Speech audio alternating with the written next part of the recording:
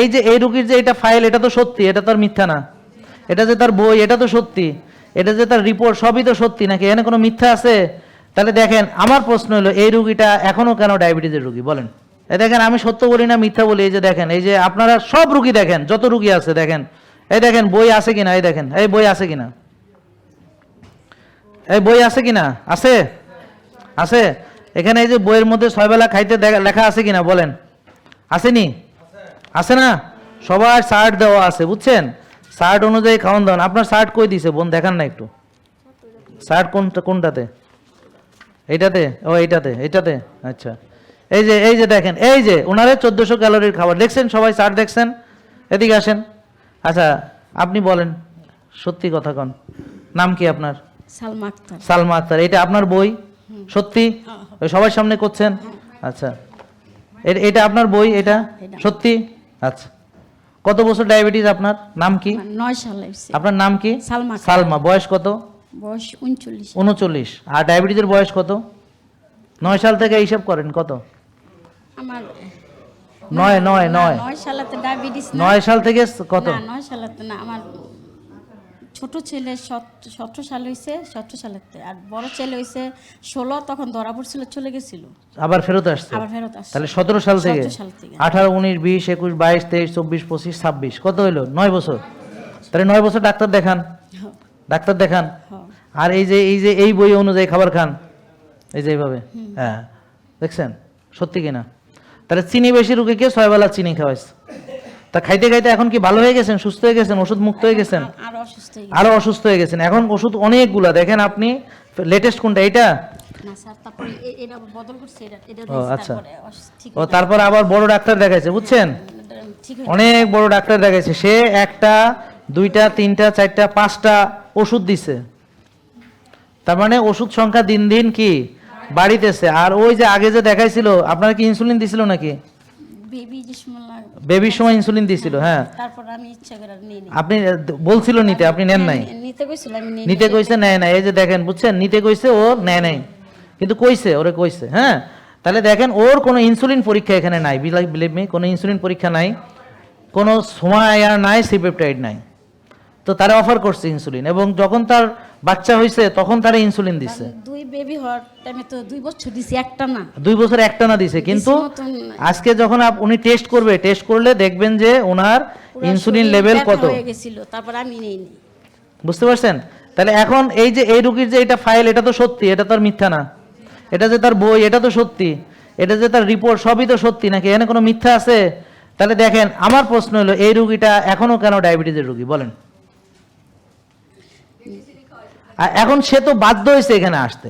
সে যদি ওখানে ভালো হয়ে যাইতো। আমি বার্ডেনে যাইতাম 2 দিন আগে, আপনার ভিডিও 2 দিন আগে দেখছি, এতদিন দেখিনি। হ্যাঁ, না না, ওই তো মানে উনি বার্ডেমেই যাইতো। উনি 2 দিন আগে ভিডিও দেখছে, এখন আসছে এখানে। তো এখন ওনার ডাক্তাররা তারে ধরে রাখতে পারলো না কেন? বার্ডেম তাকে ধরে রাখতে পারলো না কেন? তার এই যে ডাক্তার তাকে ধরে রাখতে পারলো না কেন? কারণ কি বলেন? কারণ কেউ ওরে পারবে না, কেউ ওরে ধরে রাখতে পারবে না। মিথ্যা কোনোদিন ধরে রাখা যায় না, বুঝছেন? সত্য একদিন প্রকাশিত হবে এবং মিথ্যা এইভাবে সরে যাবে। এই যে আপনারা আর কে কে ডায়াবেটিস রোগী, আবার হাত তোলেন। ডায়াবেটিস, প্রেশার বা উচ্চ রক্তচাপ যারা ওষুধ খায়, যে কোনো রোগের রোগী, হাত তোলেন। তাহলে আপনারা যে দীর্ঘদিন ডাক্তার দেখাইছেন, দেখান নাই? সুস্থ হলে কি আজকে এখানে আসতেন?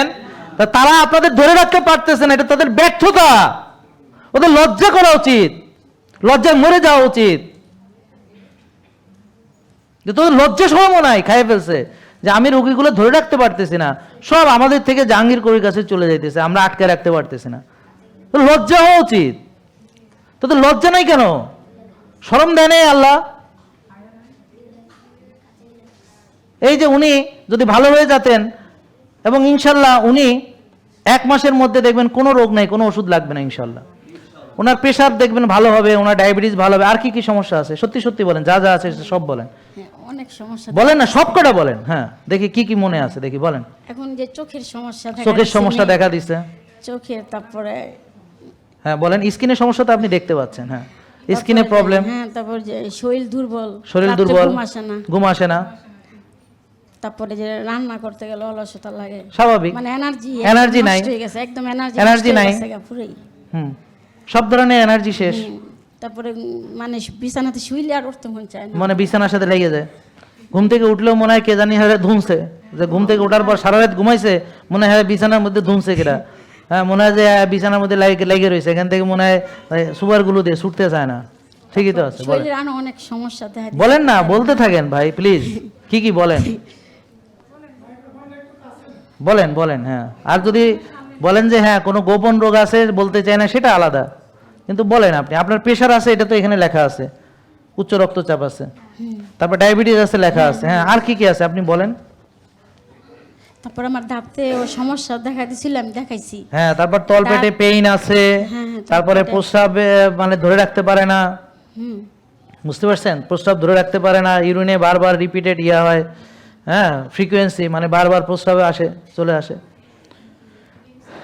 হ্যাঁ ইনসুলিন রেজিস্ট্যান্সের ফলে, হ্যাঁ আরও আছে যেগুলো উনি বলতে চাইতেছে না, ইদানিং দেখা দিছে, ইদানিং দেখা দিছে, আরও বলতে চাইতেছে না। যাই হোক, শরীরে কোন তাহলে এখন দেখেন এই রুগীটা এই যে 7-8 বছর ধরে চিকিৎসা করলো, করে ভালো হইলো কি হইলো না বলেন, 9 বছর ধরে ভালো হইছে তো রোগ বাড়ছে, সমস্যা বাড়ছে, দিন দিন দুর্বলতা বাড়ছে, একেবারে চোখ থেকে শুরু করে স্কিন থেকে শুরু করে সব জায়গায় প্রবলেম হয়েছে। এখন সব বলতে মেয়েলি প্রবলেমও আছে, বলতে পারতেছে না আর কি সবার সামনে, চেহারা দেখে বুঝতেছেন না ওর মেয়েলি কিছু প্রবলেম আছে যেটা সবার সামনে বলতে পারতেছে না।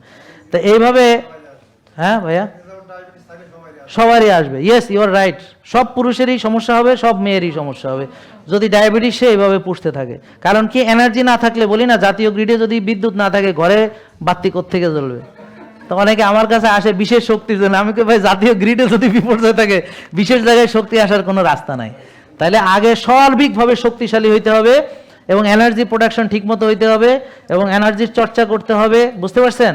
তো এই মেটাবলিজম প্রবলেম মানে এনার্জির প্রবলেম, মেটাবলিজম প্রবলেম মানে এনার্জি নাই, তো এনার্জি নাই অলস হবে না তো কি হবে, এনার্জি নাই তো কি শক্তিই নাই, তো শক্তি ছাড়া সে ব্যায়াম করবে কেমনে, শক্তি ছাড়া সে কাম করবে কেমনে, কি বোঝেন নাই কথা। আর এটা পুরুষদের আরো সমস্যা, মহিলাদের তো শক্তি না থাকলেও শুয়ে থাকতে পারে, বেটারা তো আর এটা পারে না, তো হেদের তো শক্তি না থাকলে হাই ফিনিশ, বাতি নাই ফিউজ শেষ ফুটুস, তো 11 তো আর কিছু হইব না, ব্যাপারটা বুঝছেন। তা এগুলো বুঝতে হবে। যাই হোক বোন, অনেক ধন্যবাদ আপনাকে, ভালো হয়ে যাবেন ইনশাল্লাহ, মানলে। হ্যাঁ, জেকে লাইফস্টাইল লিমিটেড, ওষুধ মুক্ত সুস্থ জীবন।